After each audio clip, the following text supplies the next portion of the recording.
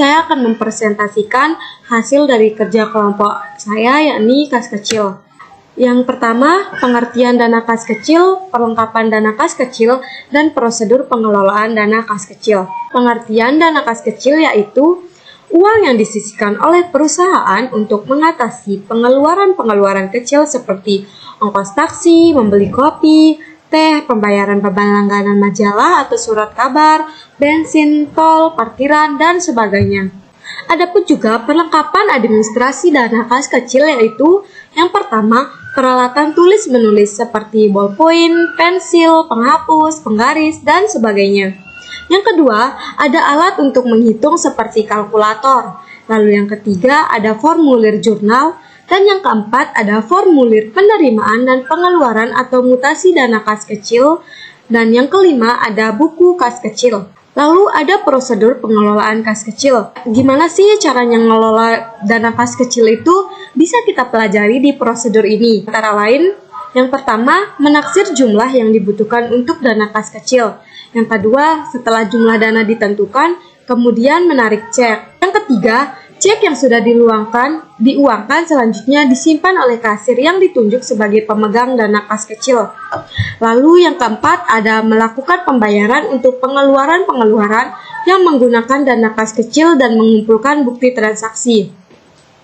Yang kelima, berdasarkan bukti-bukti transaksi tersebut, pemegang dana kas kecil membuat laporan pertanggungjawaban dengan menyerahkan buku kas kecil.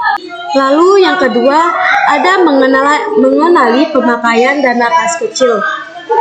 Kasir pemegang kas kecil dapat mengklasifikasikan ke dalam perkiraan-perkiraan yang tepat. Yang pertama, pembelian perangko dan materai termasuk ke dalam perkiraan peralatan kantor atau suplai kantor atau benda pos. Yang kedua, ada dana sosial untuk karyawan yang sakit atau anggota keluarganya meninggal, termasuk dalam perkiraan biaya rupa-rupa. Yang ketiga, pengisian bensin dan solar untuk kendaraan guna kepentingan kantor dimasukkan pada biaya transportasi. Yang keempat, ada biaya iklan di surat kabar, radio, dan pembuatan brosur dimasukkan pada perkiraan biaya listrik dan air.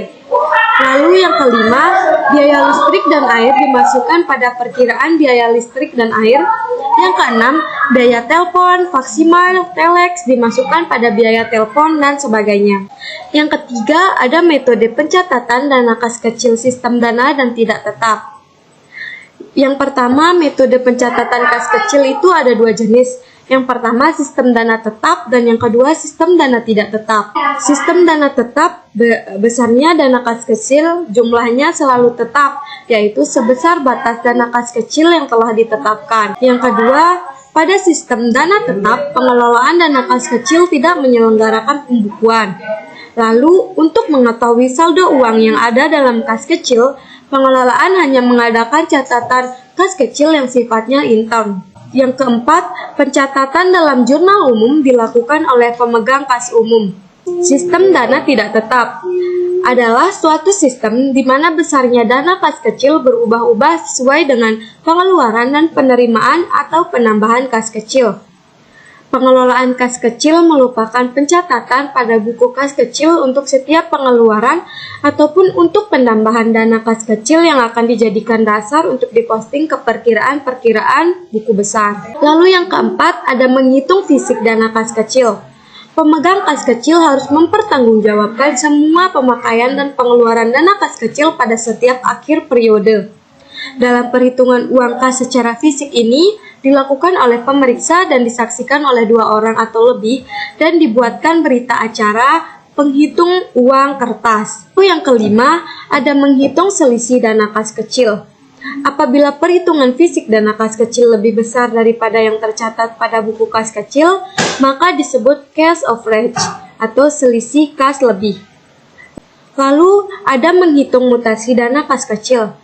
Mutasi dana kas kecil adalah perubahan dana kas kecil yang terjadi karena pengeluaran atau pemakaian dana kas kecil maupun penambahan atau pengisian kembali dana kas kecil dari kas umum. Selanjutnya yang terakhir, yakni mencatat bukti kas kecil ke buku jurnal. Berikut ada 3 cara, yakni yang pertama membuat jurnal PT Cash, yang kedua membuat jurnal PT Cash dengan metode tetap, Dan yang ketiga, membuat PT Cash dengan metode fluktuatif. Cukup sekian presentasi saya pada kesempatan kali ini. Wassalamualaikum warahmatullahi wabarakatuh. Terima kasih.